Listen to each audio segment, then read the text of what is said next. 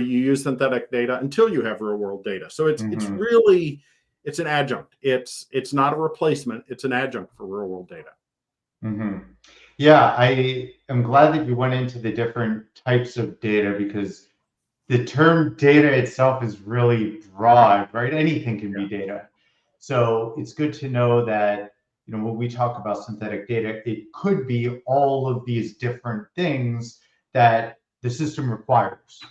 Yes. Right. And I think that's really, really interesting. So, when we think about synthetic data versus the data that somebody's just coming up and obfuscating through, creating some backend script to hide first names and last names, like, why is synthetic data different than that?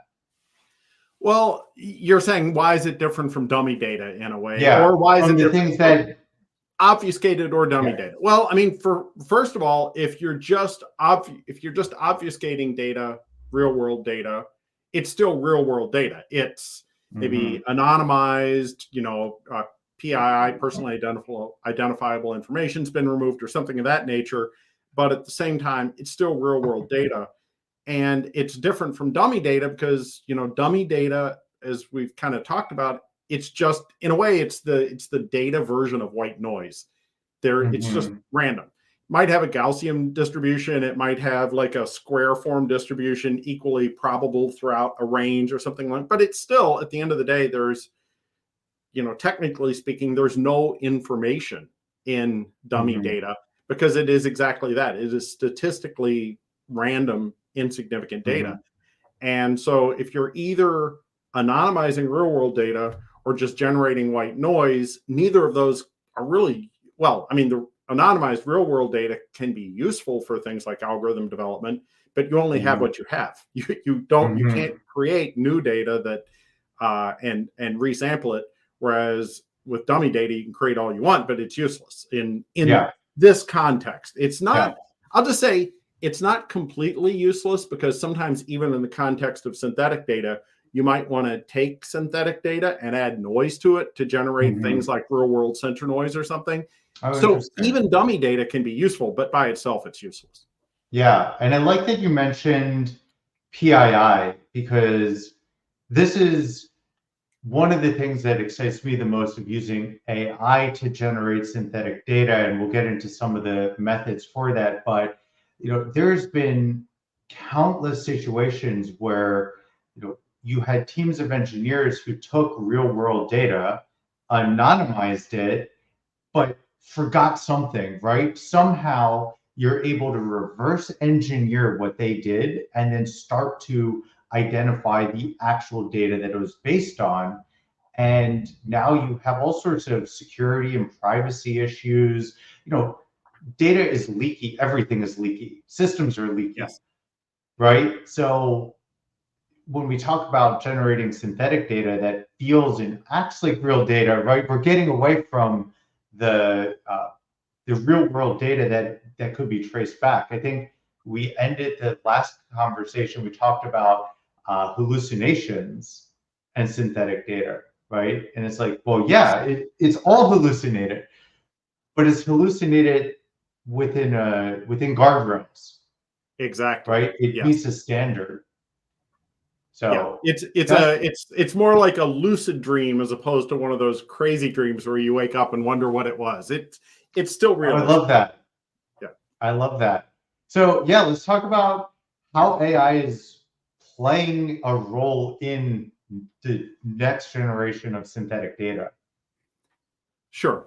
So where do you want to start with that? Do you want to talk? How do we even generate it, right? What are the different methods, and with different types of data, where do we go to get started? How do we even think about it? Yeah, I think that's a really good question. And I think there are, first of all, I just want to say, not everything is going to be based on AI. I think a lot of the techniques for generating quality synthetic data at scale obviously include AI. But I want to step back to the basics, because really, at the end of the day, synthetic data is merely data that is realistic, but not real. So it behaves as if the real world would. And so one of the things is, if you have a simulation model for a system, and you can, through classical techniques, you can model the behavior of that system, and say, for example, you want to create a control system for that system. It's something out there in the real world, or you want to create some kind of diagnostic system or something like that. Well, you can run that simulation model over its valid operating ranges. You can do things like simulate sensor faults. What if this signal goes dead or something of that nature? And you can actually just kind of, I would say, almost from a design of experiments perspective, generate the data using completely classical techniques. That's a valid way of generating synthetic data. And in many ways, if you really understand the behavior of the underlying system well, it's a completely valid and almost preferable way of doing it. I'll tell a war story here. Back, 25 years ago, roughly, we were doing systems using Simulink and what are called DSpace controllers. And that's exactly what we were doing. We developed a model of the system we were controlling. We developed a symbolic model of the control system, and we would use synthetic data all day long to refine the development of control and diagnostic systems. And there was no AI involved in that at all. The other non-AI based approach is, can start with non-AI at least, is using things like procedural authoring tools. So node-based tools. You can do this in a lot of different software packages. Houdini's common for it, but there are others as well. And you've got parameters attached to all those nodes. You can essentially vary those parameters within realistic ranges and then generate a variety of outputs there as well. So that's another valid way of generating, it's common for things like surface textures or the like. But then we start getting into the AI methods, which I will also add can be used in combination with the first two methods. So you got GANs, and AJ, please jump in too, especially if this is an area of strength for you. But with GANs, it's almost like spy versus spy. You have a generator that's generating all of these potential candidates for synthetic data, and you have a discriminator whose job it is to detect, is it real or is it not? Virtually everybody's taken a test at some point. Is this image real or is this image fake? And see if you can tell which is which. And a discriminator is effectively doing the same thing. It's trying to pick out the flaws to say, no, that's not real. And by competing against each other, these two, the generator and discriminator, effectively force each other to up their game. And by doing that, you can eventually get to the point where you've got a generator that's very good at generating synthetic data within the specific domain that you're applying it to. Then you've got variational autoencoders. I need to speak more slowly. And what those do is those take data and they encode them. So, and you're going to want to start with some real world data, but you encode that into a lower dimensional space and then decode back into the original data distribution, and you can effectively create new data distributions that way. But by learning the probability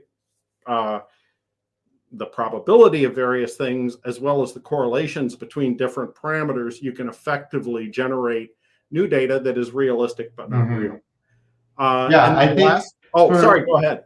Yeah, for VAEs, I think, sticking with the type of example you had for GAN with the spy versus spy, which is exactly the same example that I used in my presentation, but it was more like the art forger and the art detective, right? Yeah. For VAEs, I had a challenge understanding the lower dimensional latent space concept, because it just, for me, it wasn't connecting. Well, kind of feels like magic in a way. Like, how does that work? Yeah. Exactly. So, I guess the best way that I could think to explain it to an audience not familiar with it would be, imagine watching a movie, and then your job is to communicate the essence of the movie to somebody else in as few words as possible, or like a summary. Yes. And then that's what you're thinking of in your, mental latent space. And then you, as the recipient of that, you decode that and say, okay, do I understand what that movie was? I then try to replay it. And then I say, no, that really wasn't the point of the movie. And they say, well, okay, you got to try again, right? So that's that capturing the essence or the fundamental theme or meaning of the data and pushing that forward into something else. Yeah, no, I think that's a great point. You could have something as simple as a scene in the movie where the cat jumped from one window ledge to the other. Within that, you've got a lot of different things you could do. It could be a tabby cat. It could be any kind of cat that would make that jump as the window ledge brick or something else. All of these things you still got some core idea, but you can expand it into a lot of different variations on a theme. And a VAE can kind of do that.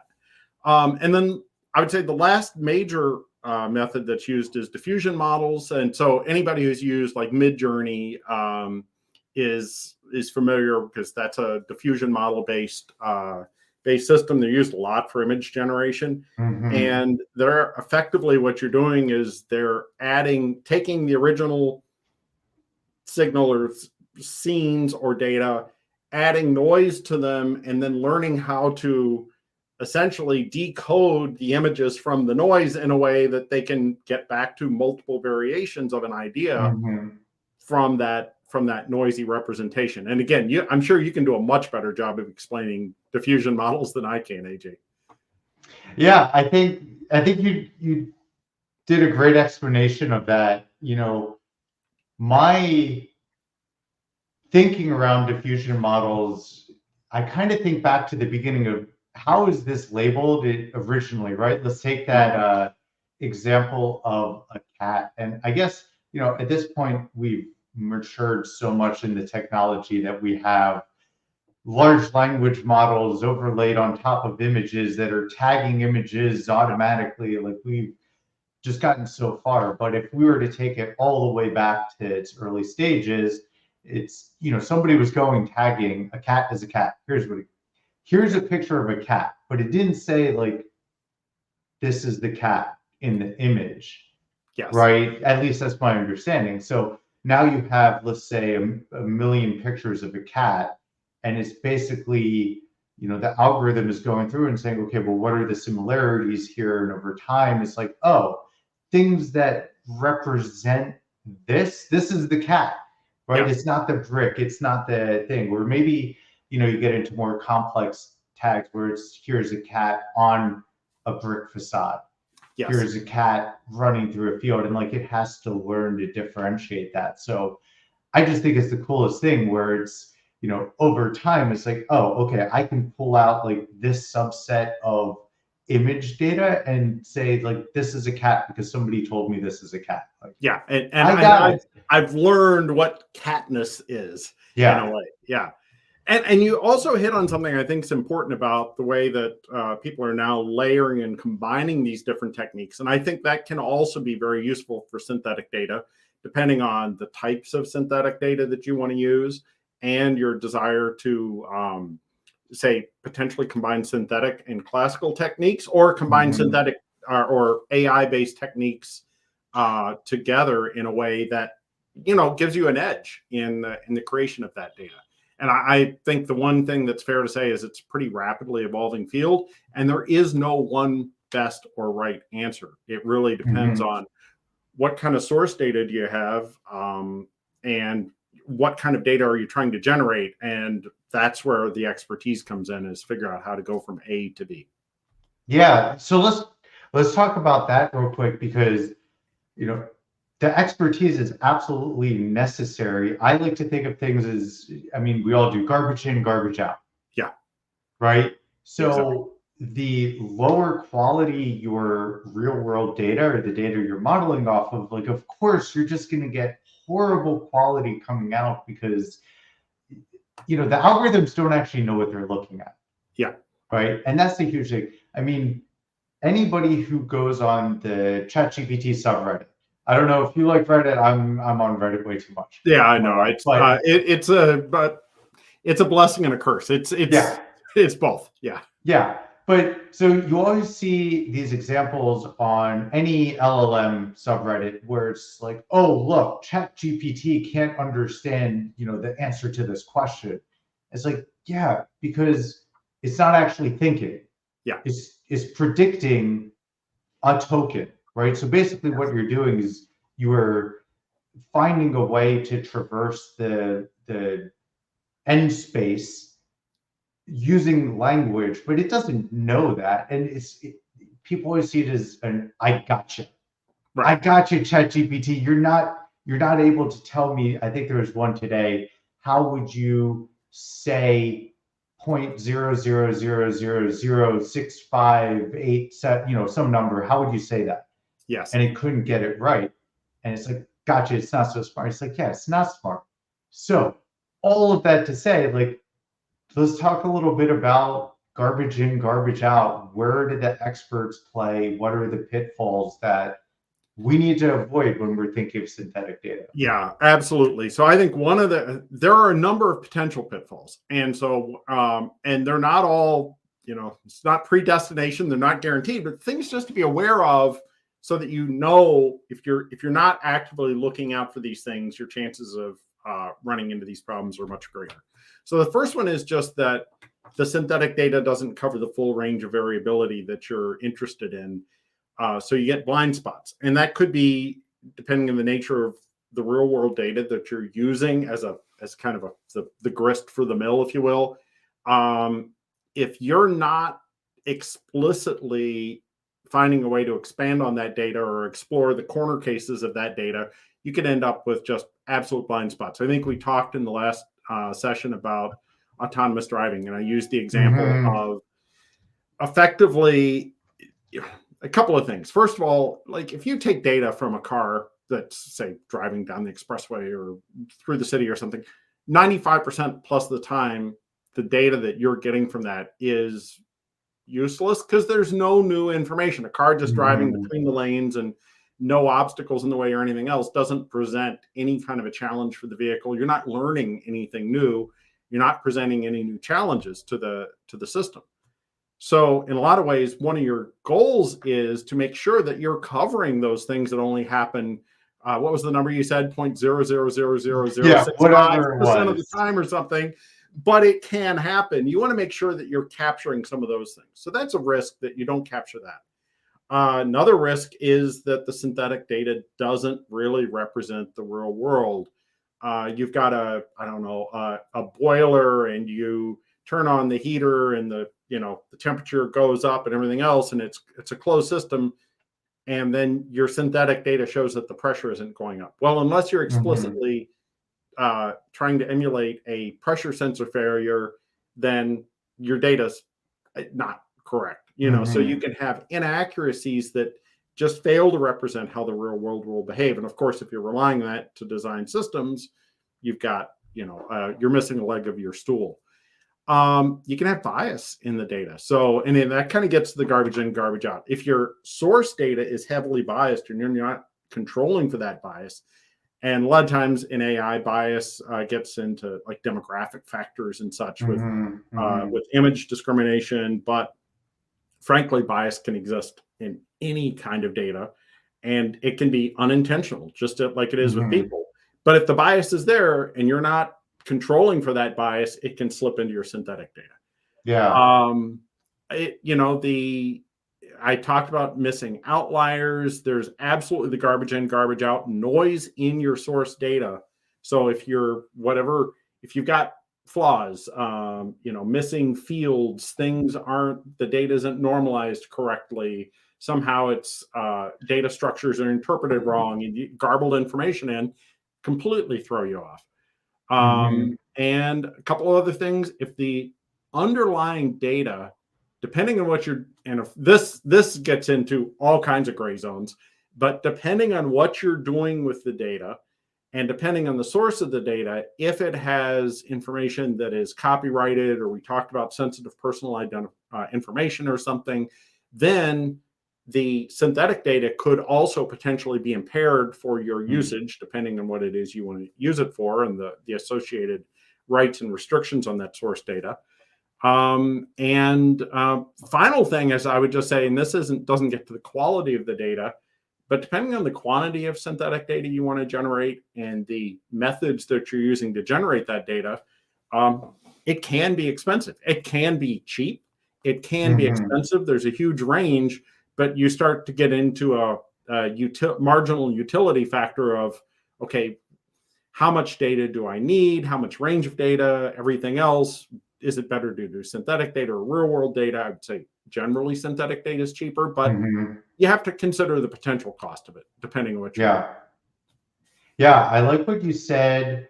I liked a lot of what you said. One of the things that stood out to me, the corner cases of the data, right? Dig in a little more what you mean by that.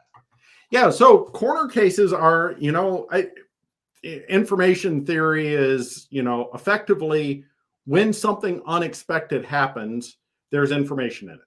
And, effectively, it's when your synthetic data has something in it that you're not necessarily expecting, but is realistic. I used the example of a sensor failure before, so a corner case would be a sensor failed. Or maybe, I don't know, I'll go back to our autonomous driving example, and you've got, say, just a camera sensor, nothing special, but you get a bug that hits it, and now it's splatted all over the camera, and you're getting a signal, but it's not the signal that you would like to get, or maybe it obstructs part of the field of view of LiDAR or something of that nature. What's that look like?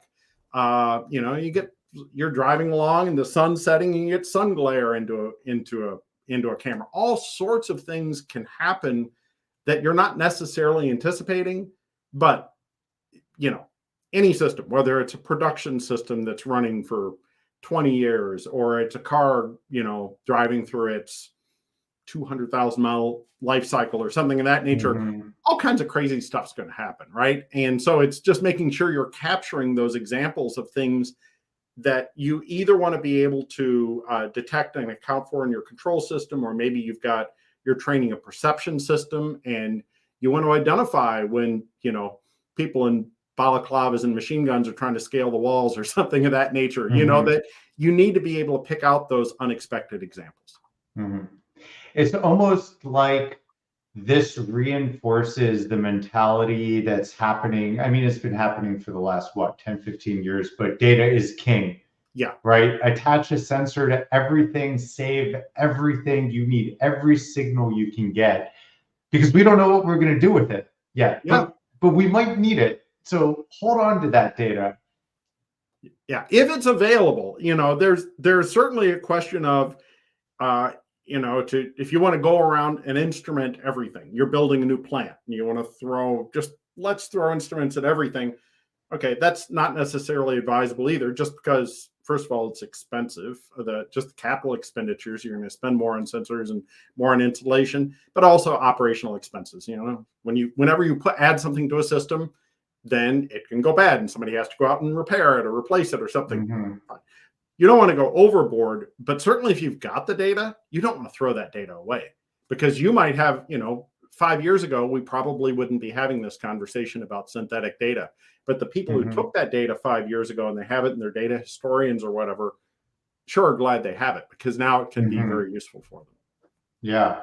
I almost wonder if there's a way to use VAEs to compress all of that data, because data storage is becoming increasingly large problem. Yeah. Right. So is there the opportunity, and I'm sure people have figured this out already, but basically grab the essence of that data so you could say, all right, we can put this in cold storage or, something, a way that is going to be cheaper to archive it, and we'll just go from there. Like, AWS has released multiple tiers of S3 buckets so that they could archive data. But, at the end of the day, it takes money, space, energy to keep just the bits magnetized. I guess going off on a little tangent here, I remember recently reading an article. I never thought about the energy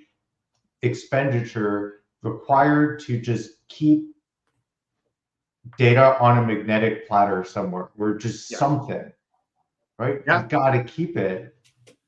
It's absolutely true. And so there is, the economic cost of just, and it's kind of the counterpoint to what we just said earlier, but the economic cost of just taking all that data and just pouring it and pouring it and pouring it. And it's kind of like that, a junk drawer, that the ever expanding junk drawer of stuff that you've got going in there. And eventually, even though cold storage is relatively inexpensive compared to hot storage, or, like you said, there's multiple tiers, but even the coldest of cold storage, if you throw enough terabytes or petabytes of data in there, it's going to cost you.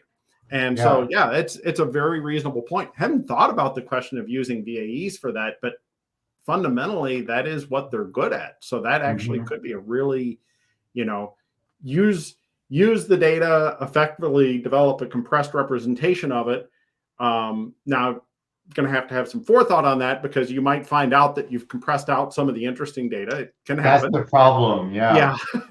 But it's a really good point.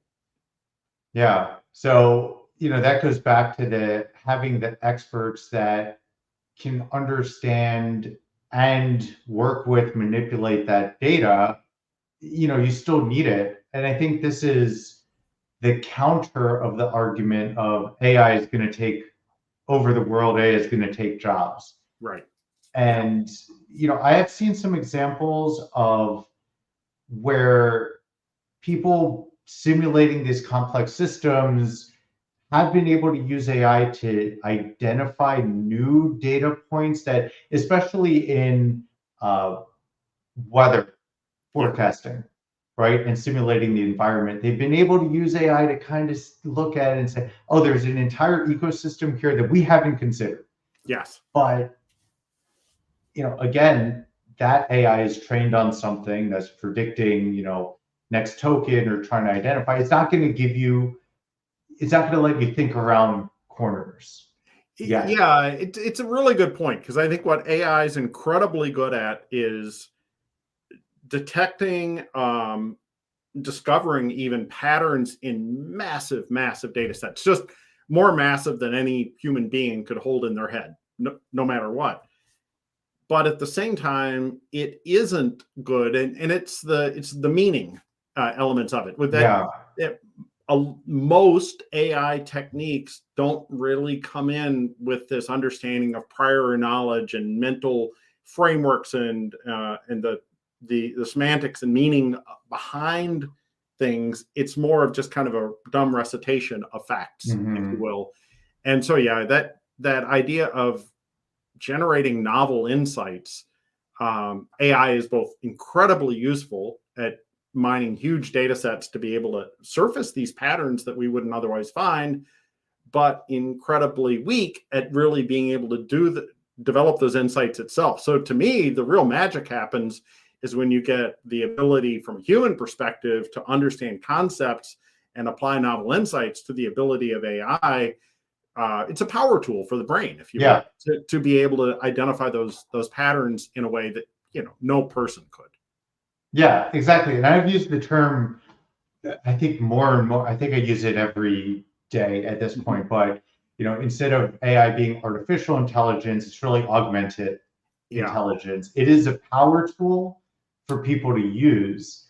And I absolutely love it to be able to look at a wide swath of data and then start providing some inferences on it, or summarizations, or relating the information in ways that either would take me a lot of time or a lot of effort, or it's just something I can't keep tabs on. I think medical information is huge. Yes. They keep saying, the LLMs can diagnose these outlier diseases a lot more efficiently, and it's like, because nobody is going to remember. It's like Dr. House, right? When he was a thing, it's like nobody's remembering all of these things. So it's basically, scanning through all of the parts of a system and saying, like, here's where I'm seeing the same indicators come up, or the same patterns, and let me output that to you. But then we still have to, translate that and figure out, does it make sense? Does it not? Yes, exactly. Yeah, no, I think that is absolutely perfect. I think a lot of AI systems, my admittedly flawed analogy here is it's like an overeager intern who has zero domain knowledge, but is willing to work incredibly hard and is going to come back to you with an answer no matter what, even if it's wrong. But it's that idea of really, I love your term of augmented intelligence, where it's really about using the tools to augment the ideas and the skills and the concepts and such that we already have, not to replace them. Yeah. It does make the gap larger, though, I think, for people who are just entering into a professional track, because Yes. now they gotta compete with these huge, capable knowledge repositories, and they have to get ahead of it. So yeah, I definitely see that it's adding a gap there. But it's a tool. Like, we need to teach how to use this tool, how to do simulations, how to think through synthetic data. I think it's great. One of the things you mentioned is bias. And yeah, oh my God, we've been talking about bias forever and ever and ever, because it's always an issue, even if you don't think it's an issue. So yeah. what are some of the approaches that you're seeing to work to combat bias and, really put a framework together around transparency and accountability and things like that? I think it's important. It's a good question. I don't know if I've got a great answer for you, but I'll give you my best answer. I think it's important up front to really think through what are the possible sources of bias, and importantly, what are the possible sources of bias that we're really worried about? Because some biases are essentially they're going to come out in the wash. It's not really going to impact the final result. Some biases could be, highly problematic. So if, for example, and I'm going to use a completely benign example of bias here, but we talked about just not having enough distribution in the data set. If you have sort of a half-hearted attempt to gather real data and then use that half-hearted attempt of real data to train a synthetic data system, and I don't know, I'm going to use a contrived example of you're designing a perception system to identify people of risk coming in the front door of a shop or building of some kind. If all you do is you have a camera standing in that door, nobody ever walks in the door, and you're never able to identify anything, that data is completely and utterly useless. So you need to say, all right, now to make the example less benign, what characteristics do you use to identify somebody who's threatening? Do you look for them carrying a weapon? Do you use other methods? These are things that you have to really go through and say, all right, let's think about what bias could get injected into this, either intentionally or unintentionally. And let's expand our generation of synthetic data. Let's expand our capture of real world data. Let's expand our generation of synthetic data, and let's put in some guardrails to explicitly control for that bias. So I think it's really more about just understanding what the potential sources of bias are up front before you go any further. Yeah. Like I said, I didn't think it'd be a perfectly satisfying answer, but I'm curious on your perspective on that, AJ.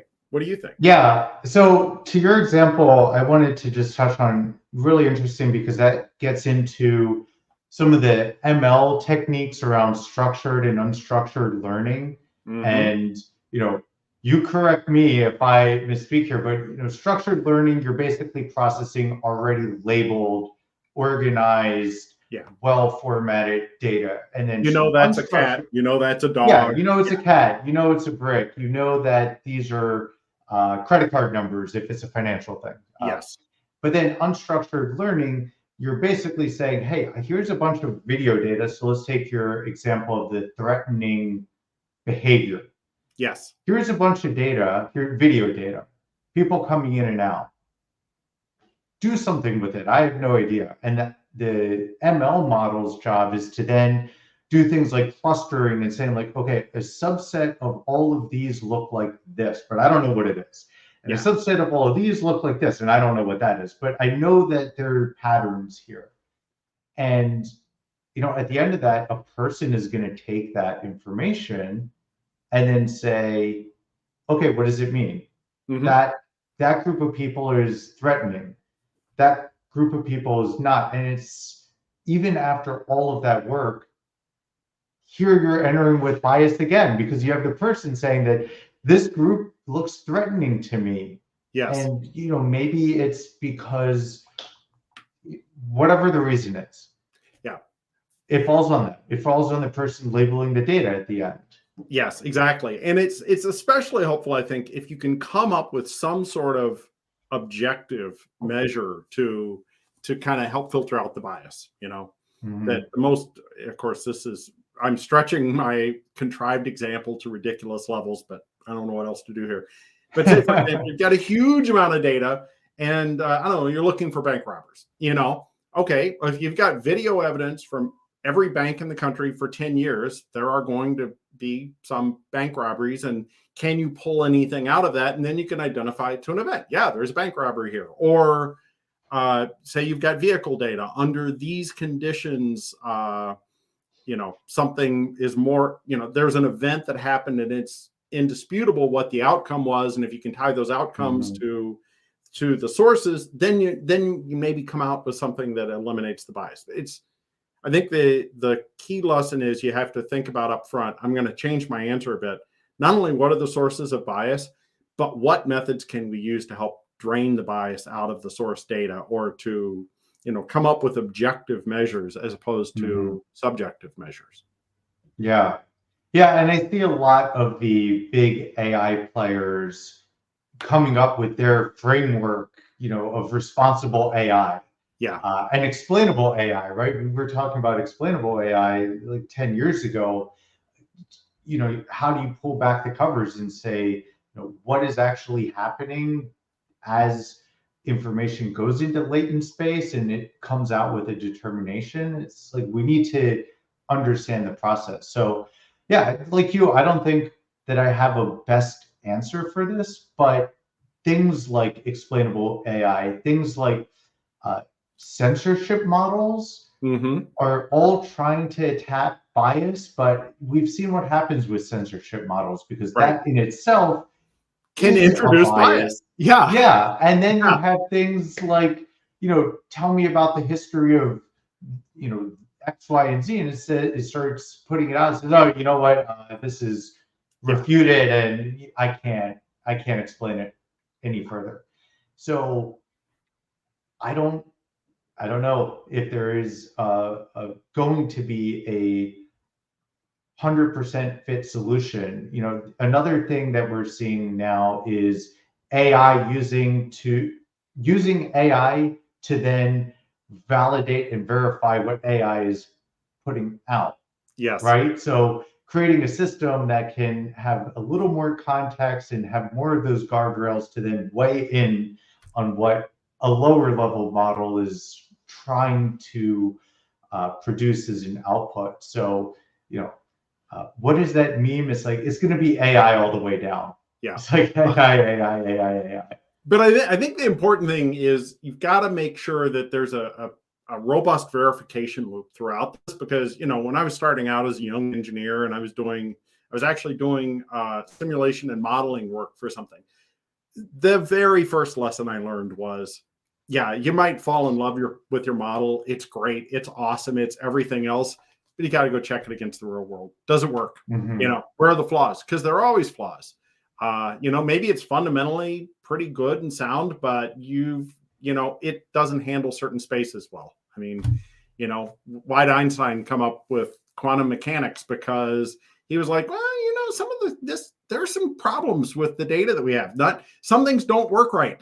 And then okay, why don't they work right? And that led to the discovery of a new theory. But unless you're constantly testing what you've got against, unless you're constantly verifying it and finding out where it works and where it doesn't work, it's easy to fool yourself.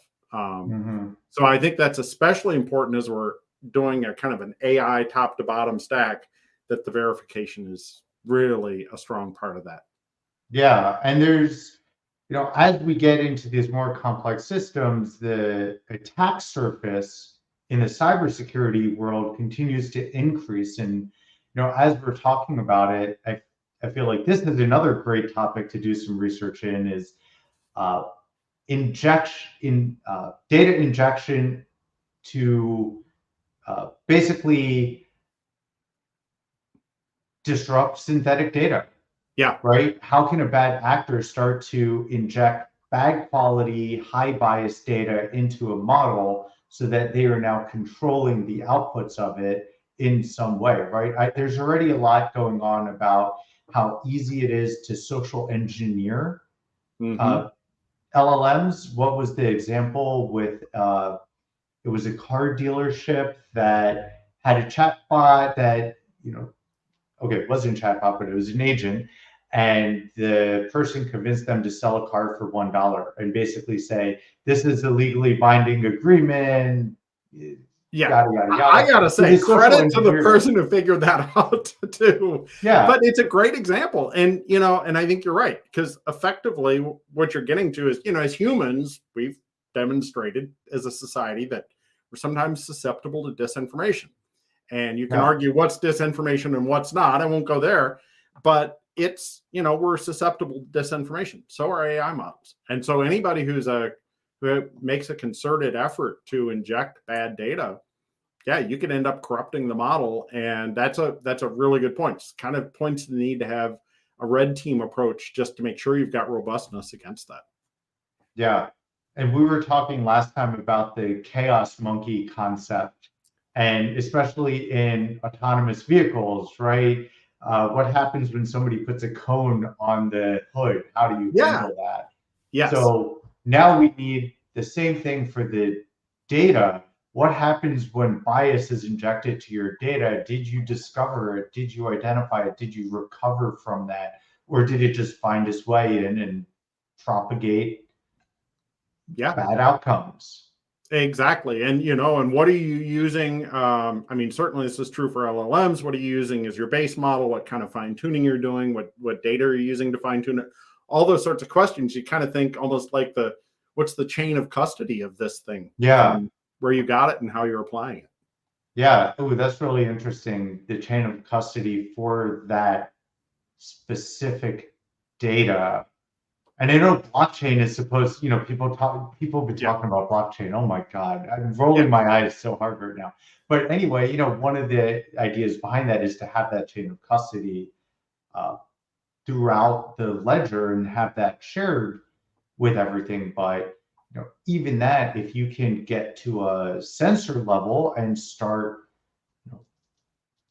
putting bad information through the sensor, like there is a path towards injection on that. And it's just more and more that we have to take care of it. So, with all of that said, and, where the conversation is going, how do companies get started with synthetic data?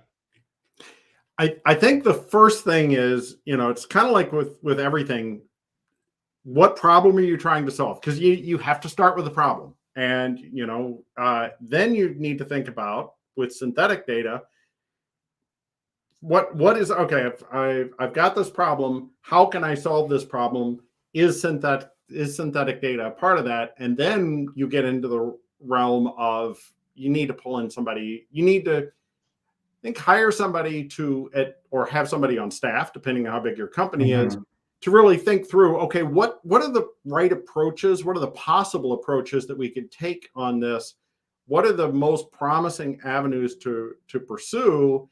And then what source data is needed for that? It's almost like peeling the layers of an onion. You start with a problem, think through what kind of data is available, what kind of data is required, what kind of data is available, what techniques are best used. And then based upon that, and maybe doing some initial feasibility evaluation, really bring in somebody who is an expert in that particular domain. So, if you've got something that's very well characterized with a classical simulation model, then bring somebody in to do the classical simulation model. If you're doing something where you need to be able to scour publicly available data sets and use that for some purpose, say maybe using a diffusion model, you want to make sure you've got somebody who has expertise in that area. So I think that you definitely want to have people understand both the domain, not always necessarily the same people, the domain, the basic field, and then people who have experience in those specific synthetic data generation techniques that are likely to be applied here. And ideally, somebody who's done this a few times and has, has lived the pain of deployments that didn't go well, because there's no better teacher than running into challenges like that. Yeah. Experience is the best. It is method of learning, right? What was the quote? There's no compression for experience. Yeah, that's right. Yeah. So yeah, I think it's great. I think, it also, even taking a step back to what data do you have on hand?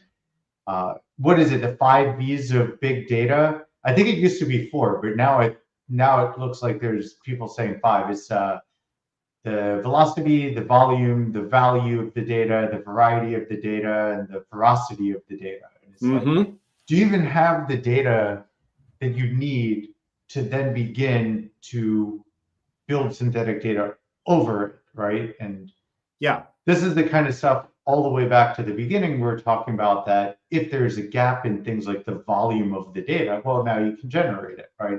You're solving for individual pieces. Yes. And so if you don't have enough data, where can you get that data? And then, all the issues around bias and accuracy and such, and you bring all of those in. What if you have to go collect the data? How long is it going to take? How much is it going to cost? These are there are maybe different alternatives to do this, but you have to think through all of this to be able to come up with a strategy for synthetic. Yeah. What other thoughts do you have on it? I'm going to put a little marker down there. If anybody's watching and wants to put their questions in the comments, we see the questions live and we could respond to it, but we can't always put comments back into it. So for any of the viewers, feel free to ask some questions and we'll get to them. Yeah, no, it's that. Thank you for mentioning that. I would just say maybe a couple of comments on what the different techniques are best at and not as good at. So, so we're talking about things like sample quality or realism. So, I'm kind of just going to rank them. I think if you've got deterministic simulations or procedural modeling, you're going to get the best sample quality, the best realism. There's no accidents that are going to happen there. Then you start getting into things like diffusion models are great for images, but not great for things like time series. GANs can be very good quality, but maybe very domain specific. So you need to make sure you've got those targeted the right domains. Variable autoencoders are not great for things like images because the output tends to be blurry and such. But for something like time series data, it's a really good fit. So it starts getting into those, the kind of quality you can expect for different sorts of usages. There's this question of training stability. So, and again, deterministic simulation or procedural modeling, there's no AI there, so there's no training. They're classical techniques, so they're not subject to that. But then you've got things like mode collapse problems or something, or training instabilities. Diffusion models are good. VAEs are pretty good. GANs can go off the rails. Now, the good thing is, you've gone off the rails, but the bad thing is you have to fix it and go back and do it again and spend more money to work on that. Speed and I'll kind of combine both speed and cost. They're closely related. So, and again, the classical techniques can be all over the map depending on the complexity of the model. I would say that GANs and VAEs are generally pretty good. Diffusion models are slower and expensive, kind of like LLMs are slow and expensive. The question of how much data needs to be used to train things. So, and again, I think diffusion models tend to be fairly expensive on the amount of data you need. And then just the diversity, where I think where you're going to have the biggest problem with diversity is on classical models, unless you have to explicitly specify all of the diversity you want. Mm-hmm. Whereas then I think with AI-based models, some of the diversity can come from both the source data you're using, the training, the hyperparameters and such that are used for training. So, but I think diffusion models tend to be good for diversity. Mm-hmm. Some of the other techniques can, again, kind of get into a rut a little bit. So I just feel like there are, and this is where it's important to have somebody who really understands the nature of each. Not every method is right for Mm-hmm. every type of synthetic data. It's a matter of matching the right method or methods to the type of data you want to generate. Yeah. That's great. And I think it also comes back to the overarching need. You need to know what you want to do and what the outcome is that you're solving for, and what your strategy is, or the problem that you're really fundamentally trying to figure out. Like with all that, it's always, there's a lot of tools, a lot of techniques, and it's easy to get lost in the sauce. Yes. Right? You just don't know, where do I even begin? And you got to begin with the problem. What is it that you're trying to solve for? And from there, just cascade down into more and more of the details. Yeah, I could not agree more. So, I didn't see any comments come up. I hope that it's just because we answered everything and not because we didn't go live. Yeah. But we'll put the recording up. Any final thoughts before we sign off? No, not really. Just thank you for the opportunity to do this. I think it's a super interesting topic, and it's one of those things that it's it's. I'm not sure what your perspective is. Maybe there's a name for that effect, that when you become, when you start dealing with something, you start seeing it pop up more and more. But I swear, like the last 6 months, I've just seen an explosion of synthetic data references. Yeah. It definitely seems to be, maybe that means we're on the front end of the hype cycle. I don't know, but I think synthetic data almost transcends the hype cycle. In reality, lots of people have been using synthetic data for years, just not necessarily calling it that. And I just think it is an essential tool in the toolbox, I believe. Yeah, I think that's important to note, right? Synthetic data has been around.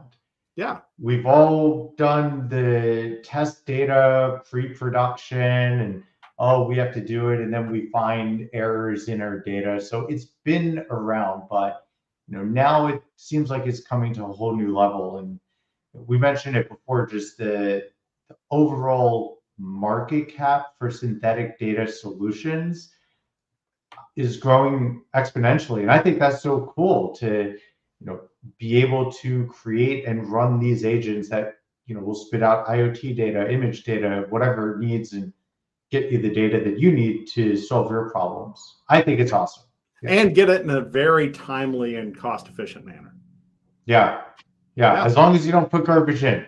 As long as you don't put garbage in. Exactly. That's the takeaway. So, okay, well, thank you very much for joining again. This has been great, and I look forward to continuing the conversation. Likewise. Thank you, AJ. Yeah. All right. Bye, everyone. Take care.